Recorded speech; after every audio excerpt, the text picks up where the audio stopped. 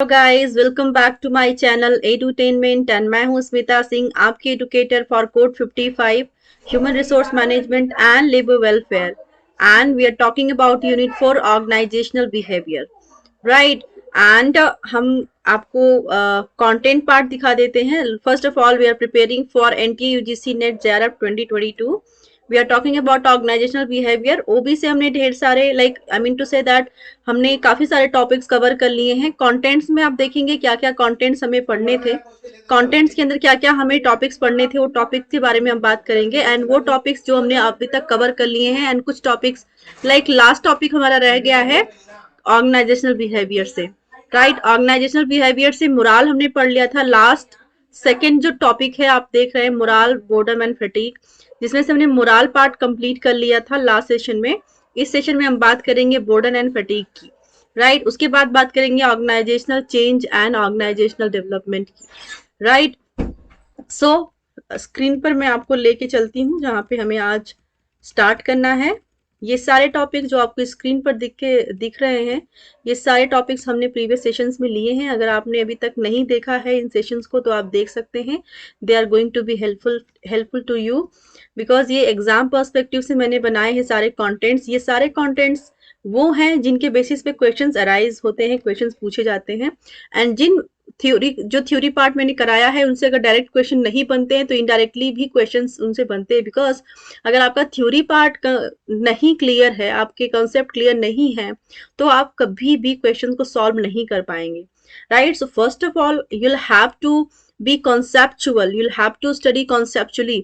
आपकी जो रीडिंग होनी चाहिए, जो आपकी स्टडी होनी चाहिए, that is should be intellectually conceptual, right. So हम इस जो थ्योरी पार्ट था, हमने काफी सारे टॉपिक्स देखे, काफी सारी थ्योरीज देखी।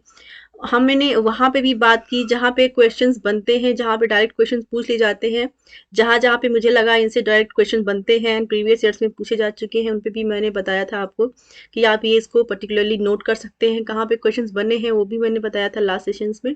सो उन टॉपिक्स को आप क्लियरली आप नोट बनाएंगे। नोट इन द सेंस कि आप जो भी नोट बनाए वो आप शॉर्ट एंड स्पेसिफिक होना चाहिए। ऐसे नोट्स जो एग्जाम के टाइम पे आप उनका एक रिवीजन कर सके, राइट। ऐसे नोट्स बनाते हैं, जो कहते हैं कि वन लाइनर नोट्स बनाते हैं, right. So one liner note भी बनाते जाएंगे आप। जो भी वीडियोस आप देखते हैं, मेरे चैनल पर देखते हैं या फिर किसी अदर सोर्सेज से आप देखते हैं, जहाँ पे आपको जो चीज अच्छी लगती है, आपके पास कॉपी एंड पेन हमेशा रहना चाहिए। उनसे आप वन लाइनर नोट बना सकते हैं, जो कि वन लाइनर नोट्स ही आपके एग्जाम के टाइम पे हेल्पफुल होते हैं, क्योंकि आप उन्हीं से पढ़ाई करते हैं। ये सब जो मोटे मोटे थ्योरी जो मोटी मोटी कॉपीज बनाते हैं या फिर आप बुक से पढ़ते हैं, तो वो अब हेल्प नहीं करते। ये सारे हेल्पफुल तब होते हैं जब क्योंकि अभी हमारा एग्जाम का टाइम नहीं है। हम आराम आराम से पढ़ रहे हैं, आराम आराम से थ्योरी पार्ट कर रहे हैं, एमसीक्यूज भी सॉल्व करेंगे एंड किए हैं लास्ट सेशंस में, तो हम आराम आराम से कर रहे हैं। लेकिन जो स्पेसिफिक टाइम होता है एग्जाम के टाइम का, तो वो उसमें हमारे पास टाइम कम होता है, तो हम वन लाइनर जो नोट बनाते हैं उनसे पढ़ाई करते हैं, राइट। सो आज हमारा टॉपिक होगा, लास्ट सेशन में हमने बात की थी relation between moral and productivity. इस सेशन में हम बात करेंगे building of high moral. What is the high moral, क्या किस तरीके से हम देखेंगे हाई मोरल क्या है, किस तरह से हम देखते हैं इसको। So moral is the mental phenomena. Moral क्या होता है? एक मेंटल फिनोमिना है। That is why it is very difficult to build high moral. It is like marching ahead without knowing the end of the journey. Moral is not a tangible thing, so it is difficult to measure the degree of moral. In order to achieve high moral among the employees, the following suggestions may be followed. ठीक है। सो building of high moral में आप देखेंगे कि आपका moral किस तरह से आप हाई बिल्ड कर सकते हैं। तो बिल्डिंग में क्या चीजें होती हैं, सबसे पहले तो आप समझेंगे कि मोरल क्या है। मोरल क्या है, आपने अगर मेरे लास्ट सेशंस को देखा होगा, लास्ट 2 सेशंस में मैंने बात की थी मोरल पे, कि मोरल क्या है। This is the combination of feelings, observations, your senses. तो ये सारी जो चीजें हैं, ये आपकी मोरल के पार्ट्स हैं, राइट। जहाँ पे आप किसी चीज को फील करते हैं, किसी चीज को फील करके हैप्पी हो जाते हैं, सैड हो जाते हैं।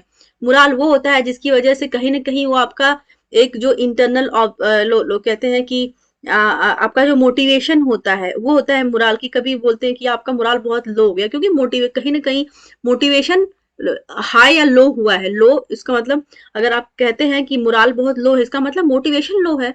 मोराल हाई है, इट मीन्स कि आपका मोटिवेशन हाई है। कहीं ना कहीं आपकी जो नीड है, जो आपकी रिक्वायरमेंट है, वो आपकी फुलफिल हो रही है, तभी आपका मोराल हाई होता है। कहीं ना कहीं आप सेटिस्फाइड हो रहे हैं उस चीजों से जो आप पाना चाहते हैं, या फिर जो आपकी रिक्वायरमेंट है वो आपकी फुलफिल हो रही है, जो आपकी नीड्स है वो पूरी हो रही है। तो आपका वो सेटिस्फैक्शन लेवल से ही आपका मोराल लाइक हाई या लो होता है। सेटिस्फेक्शन हाई है तो मोराल हाई होगा, सेटिस्फेक्शन लो है तो मोराल लो होगा। तो यहाँ पे जनरली क्या बोल रहे हैं कि मोराल एक टेंजिबल थिंग नहीं है, आप जिसको छू नहीं सकती है, इनटेंजिबल है, जिसको आप छू नहीं सकते। लेकिन मोराल कुछ ऐसी चीज है, एक इंटरनल ड्राइव है जिसको आप महसूस कर सकते हैं, जिसके बेसिस पे आपका मोराल हाई एंड लो होता है।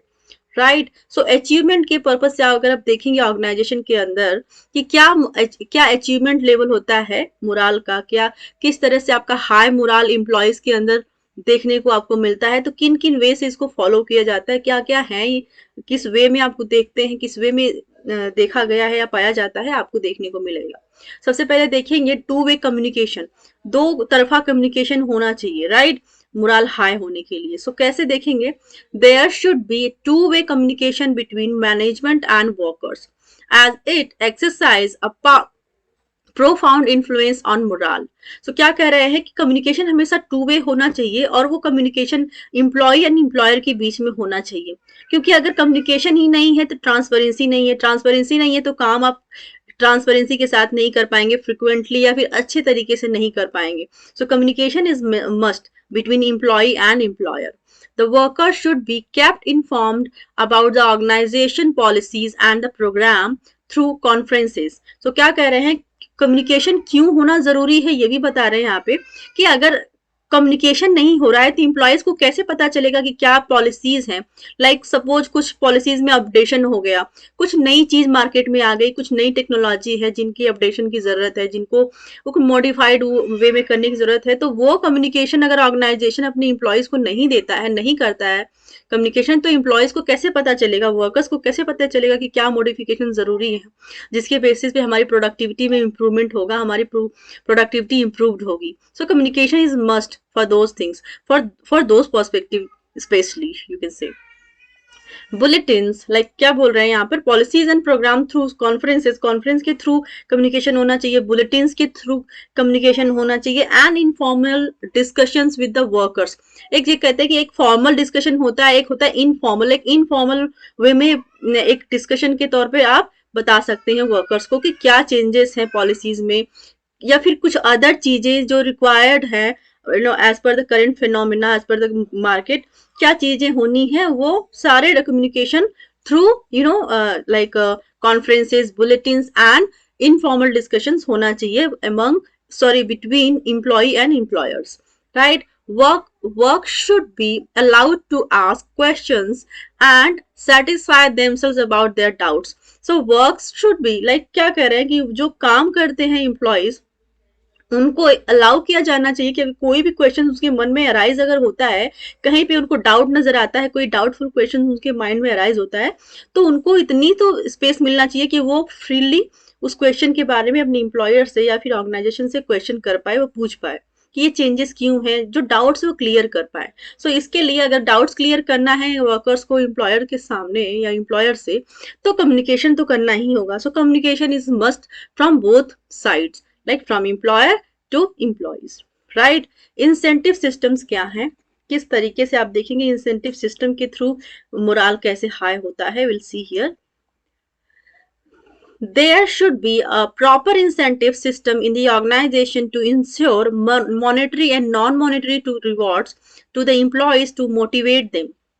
सो इंसेंटिव सिस्टम के थ्रू भी आप मोराल को हाई कर सकते हैं। जैसा कि मैंने कहा कि जब एक एम्प्लॉय की या फिर एक इंडिविजुअल पर्सन की या फिर ग्रुप मेंबर की का मोराल हाई होता है, जब उनकी जो नीड्स होती हैं, जो उनकी रिक्वायरमेंट्स जो होती हैं वो फुलफिल होती हैं, वो सेटिस्फाइड होते हैं अपने जॉब से, अपने काम से, अपने ऑर्गेनाइजेशन से, तब उनका मोराल हाई होता है। वो मोराल अगर हाई होता है तो वो ऑफिस के लिए भी, अपने ऑर्गेनाइजेशन के लिए भी, और personally professionally you can say for both way they are highly moral persons, they will be highly moral person, because कि अगर मोरल हाई है तो आप अच्छा परफॉर्मेंस करेंगे, आपकी प्रोडक्टिविटी अच्छी होगी, आपको आउटपुट अच्छा मिलेगा, आपका इंक्रीमेंट होगा, आपका प्रमोशन होगा, जिससे आप एक पर्सनली ग्रो तो करेंगे, आपके साथ साथ आपकी फैमिली भी ग्रो करेगी, आप हैप्पी रहेंगे तो आपकी फैमिली भी हैप्पी रहेगी। सो ये चीजें बहुत ही इफेक्ट करती हैं एक एम्प्लॉय के लिए, एक इंडिविजुअल पर्सन के लिए, राइट। थर्ड देखेंगे वेलफेयर मेजर्स। क्या वेलफेयर मेजर्स होने चाहिए जिनके बेसिस पे मोरल हाई होगा एम्प्लॉयज का? Management must provide for employees welfare measures like canteens, credit facilities, sport clubs, education facilities for their childrens. So welfare measures में हम देखेंगे कि एम्प्लॉयज अगर काम कर रहे हैं किसी भी ऑर्गेनाइजेशन के लिए तो उनको उनकी सैलरी के अलावा क्या एक्स्ट्रा बेनिफिट्स, क्या एक्स्ट्रा फैसिलिटीज प्रोवाइड की जा रही हैं, राइट। सो उन फैसिलिटीज के अंदर अगर एम्प्लॉयर एम्प्लॉयज को कैंटीन फैसिलिटीज दे रहे हैं, क्योंकि जो बाहर वो खाना खाते हैं बाहर की जगह, वो अगर अंदर ही ऑर्गेनाइजेशन के कैंपस में ही या फिर कहीं ऑर्गेनाइजेशन के प्रीमाइस के अंदर ही कहीं कैंटीन का सेटअप है जहाँ पे वो खाना खाते हैं, उनको एक रीजनेबल प्राइस पे खाना मिलता है, हाइजीनिक खाना मिलता है, क्योंकि बाहर से खाना मंगा रहे उसकी क्वालिटी क्या होगी, उसका क्या प्राइस होगा, क्योंकि जो प्राइस मार्केट में चल रहा है वही प्राइस लोग रखेंगे, लेकिन ऑर्गेनाइजेशन में जो कैंटीन में खाना मिलता है उसके प्राइसेस डिफरेंट होते हैं अदर अब बाहर के खाने से। तो उससे क्या होता है कि वो इकोनॉमिकली तो एक कहते हैं कि सेफ सिक्योर जोन में रहेंगे, ऊपर से उनको एक हाइजीनिक खाना भी मिलेगा कि बाहर से आया हुआ खाना कैसा है, रादर देन जो कैंटीन जो कैंपस के अंदर ही खाना बन रहा है, जो कैंटीन के अंदर खाना बन रहा है ऑर्गेनाइजेशन के, वहां पर एक आपको हाइजीन फैक्टर भी देखने को मिलेगा। तो ये सारे बेनिफिट्स होते हैं। क्रेडिट फैसिलिटीज होनी चाहिए, स्पोर्ट्स क्लब होने चाहिए, उनके बच्चों के लिए क्या एजुकेशन फैसिलिटीज है, ये सारी चीजें। तो ये हो गए वेलफेयर मेजर्स जिनके बेसिस पे एम्प्लॉयज की मोरल हाई होते हैं, राइट। फोर्थ देखेंगे सोशल एक्टिविटीज। सोशल एक्टिविटीज के थ्रू भी एक पर्सन का मोरल हाई होता है। Will see how. Management should encourage social group activities by the workers. This will help to develop greater group cohesiveness, which can be used by the management for building high morale. So social activities में आप देखेंगे management should encourage social group activities by the workers. This will help to develop greater group cohesiveness, which can be used by the management for building high morale. So इसमें क्या होता है कि वो socially एक जुट होकर के कोई ऐसा काम करते हैं जिससे कि क्या होता है कि लोगों का भी भला होता है। सोशल एक्टिविटीज में इन्वॉल्व होते हैं इनडायरेक्टली मैनेजमेंट के थ्रू, एक employees, right, group members, employees you can say. So इससे क्या होता है, पीपल का मोरल हाई होता है इन सच एक्टिविटीज। फिफ्थ देखेंगे training. This there should be proper training of the employees so that they may do their work efficiently and avoid frustration. When the workers are given training, they get frustration. When the workers are given training, they get psychological satisfaction as they feel that management is talking interest in them. So क्या कह रहे हैं कि training ऐसी होनी चाहिए, इतनी efficient होनी चाहिए, इतनी इफेक्टिव होनी चाहिए कि कोई भी जो पर्सन जो ट्रेनिंग ले रहा है, कोई इन द सेंस कि जो इंडिविजुअल पर्सन जो इम्प्लॉई है ऑर्गेनाइजेशन के अंदर एज एन इंडिविजुअल या फिर एज अ ग्रुप, अगर वो ट्रेनिंग ले रहा है तो उसको इतने अच्छे तरीके से ट्रेनिंग दी जानी चाहिए ताकि वो अपने काम को एफिशिएंटली पूरे कैपेबिलिटीज के साथ काम को कर पाए। और उससे क्या होगा कि अगर वो काम अच्छा करेगा तो उसका मोरल ऑटोमेटिकली हाई होगा, क्योंकि अगर अच्छा काम करेगा तो उसको अच्छा आउटपुट मिलेगा, उसको सैलरीज के बेनिफिट मिलेंगे, उसको इंसेंटिव्स मिलेंगे, right? So there are many facilities that person will get in the organization.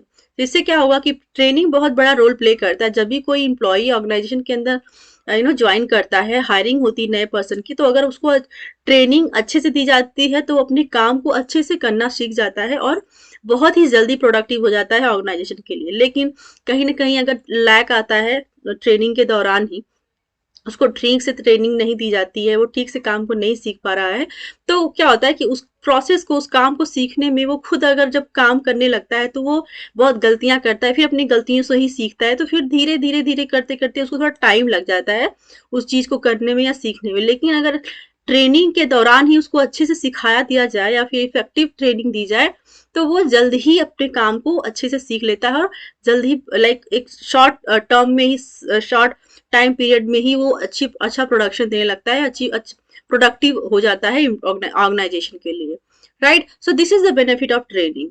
Right. So जहाँ पे ट्रेनिंग अच्छी होगी वहां पर फ्रस्ट्रेशन कम होगा, प्रोडक्टिविटी ज्यादा होगी। So this will be helping in high moral, right. And last but not the least, workers participation क्या है? We'll see that there should be industrial democracy in the organization. Management should allow workers participation in management. Whenever a change is to be introduced which affects the workers, they must be consulted and taken into confidence. Workers must be allowed to put forward their suggestions and grievances to the top management. So workers participation के अंदर क्या देखेंगे कि workers का participation किस level पे है, क्या है। There should be industrial democracy in the organisation. Organisation के अंदर इंडस्ट्रियल डेमोक्रेसी होनी चाहिए, जहां पर हर एक पर्सन को अपनी अपनी बात को कहने की छूट होनी चाहिए, अपने बात को कहने की फ्रीडम होनी चाहिए। That this is the democracy, industrial democracy. Management should allow workers participation in management.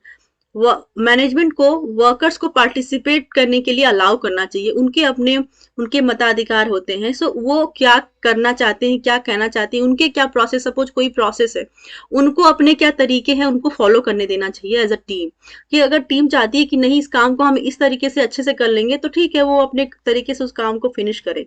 अगर उनको लगता है कि कहीं पर उनके सुझाव की जरूरत है, सजेशन की जरूरत है, जहाँ पे चीजें सही हो सकती हैं, इंप्रूव वे में हो सकती हैं, तो वहां पर मैनेजमेंट को अपने वर्कर्स को अलाउ करना चाहिए। सो दिस इज द डेमोक्रेसी, जहां पर मैनेजमेंट के अंदर वर्कर्स पार्टिसिपेट करते हैं।